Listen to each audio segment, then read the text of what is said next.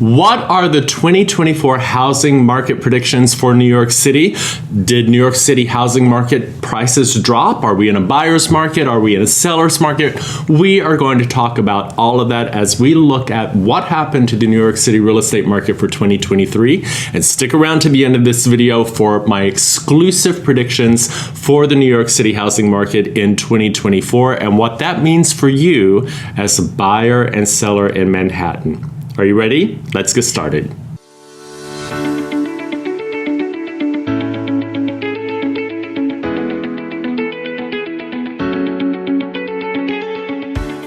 Well, Happy New Year, everyone. I'm Dewey. I'm your New York City real estate resource with some real estate advice and tips on buying in Manhattan and New York City. Please take a moment to like, subscribe, hit the notification button, and please leave a comment, and let's get started. All right, wrapping up 2023. 2023 was a very strange year, but it didn't do what a lot of people perceive as happened in 2023. The market was low, but it wasn't a bad market for Manhattan.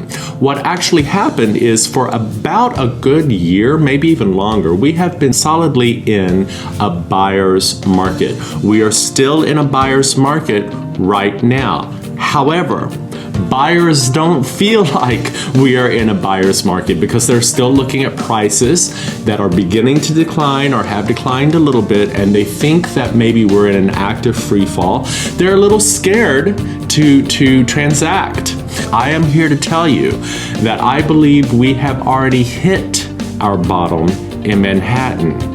And spring is on its way and everything is about to change. So we've had relatively low volume, we've had tight inventory and low inventory, and we've had buyers who have been scared to really transact because they think that the market is in an active free fall, and plus you add on top of the interest rates, not settling and what have you, which by the way, interest rates are now settling, and we're going to talk about that later in the video about what that's going to mean going in the future. If you are a buyer out there, an active buyer, you have about a 30 to maybe 60-day window right now, starting right now, to where you may be able to still get a good deal. We have to look at what has closed, what things have closed for, what the negotiability factor has been versus what those asking prices are out there right now. You have 30 to 60 days. If you're a seller in the market, get ready because spring is coming and I have a feeling everything is going to change to the seller's favor for this next year. Okay, we're going to depart from our normal look at the charts that we always look at in these updates, and I'm going to show you just three very specific charts that supports why we have been in a buyer's market, and to show you what the trends are and what I believe is about to happen for both buyers and sellers coming up in 2024. All right, let's get started. The first chart that we look at is called the optimal time to list chart. Now, what this optimal time to list chart actually shows is the trends of when we list and when we have the most competition in the market and when volume is very high. Volume always drives up price. Whenever we have volume of transactions and we have good inventory out there, the prices go up in Manhattan. So if you're a buyer out there, you may be saying, well, why are you showing me when I could list my property? It's not about when you can list your property. Sellers obviously pay attention because this is telling you when to list. But if you're a buyer out there, what this shows is that there's about to be a lot of competition on the market. If you look just there at the beginning there at 2023, you'll see that, in January and December, in those months, we are always way down, but then the trend goes way up by the time we get to February and March. And then we sort of hover around there until the summer months, and we come down all the way down, hit usually the bottom of our inventory and transactions in August, and then come back up in the fall. So if you look at it this way, right now with low inventory and low volume of transactions happening, if you're a buyer out there, you may be one, maybe two parties that are looking at any certain apartment. When we get into higher volume, higher transactions, more competition, when we are verging on or becoming a seller's market, you may be one of 6 or 7 or 8 people interested in the same apartment with multiple offers on it, and that drives the prices up. So again, buyers, you have about 30 to 60 days before we start hitting that spring season where things, I believe, are going to change for buyers and start favoring sellers. And to show that we've already hit the bottom, let's look at our next chart, which is the price per square foot chart. Let's take a look. So this is showing a trend starting way back in 2008 all the way up through to 2023. You can see the price increase overall. Our market really hasn't gone down. It continues to appreciate, but look at all the ups and downs in this market, and you can always see that we hit a bottom and then we start moving back up. If you look right here at the tail end of 2023, you can see we've already been in a long decline. Look at that fall, sort of at the beginning of or end of 2022 into 2023. It kept falling and falling and falling. It's down somewhere between 7 and 8%. That is the decline. Is it going to go further? I really do not think so. That is the decline, 7 or 8% down on price per square foot, and that probably means that we are about to start going up. If you look at every time we've come down, we then start our ascension, and that is about what's going to happen shortly in this market. The next chart that we're going to look at is the market pulse, and this shows exactly how long we have been in a buyer's market.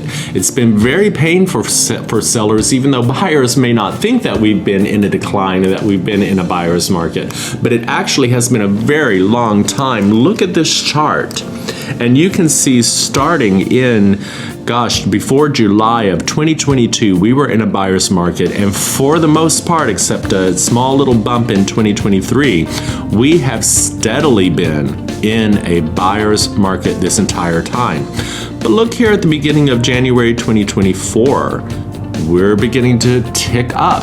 And I think that little line is just going to keep going up through spring, which means we're going to come back into a seller's market. So for 2024, what does that mean? Well, one thing we cannot escape is talking about interest rates.